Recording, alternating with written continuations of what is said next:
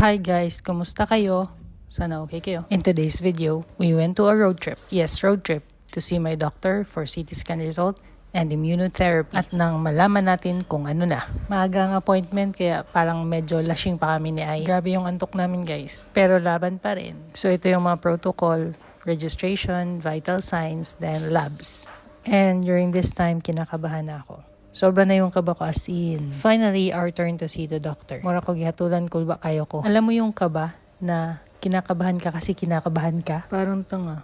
Pero panalangin ko na lang na whatever happens, tatagan niya yung loob ko at tanggapin yung results. Hinihintay ko na lang na sabihin ni Doc na we found something. But you know, God is good. So far, my scans are clear. After ng kaba, gutom. Kaya kumakain kami ng siopaw. Baon pala namin yan galing Dubai. And here we go. Let's start immuno. May nakita pa lang something pero next video na lang. Pag immuno, tulog ako. And we're done. Palabas na kami yan. Hanap kami ng makainan, then uwing Dubai. It was a roller coaster of emotions. But ended up with so much happiness. Thank you Lord, you never failed. At fast forward, we home. Yun lang, salamat sa panonood. Ingat kayo.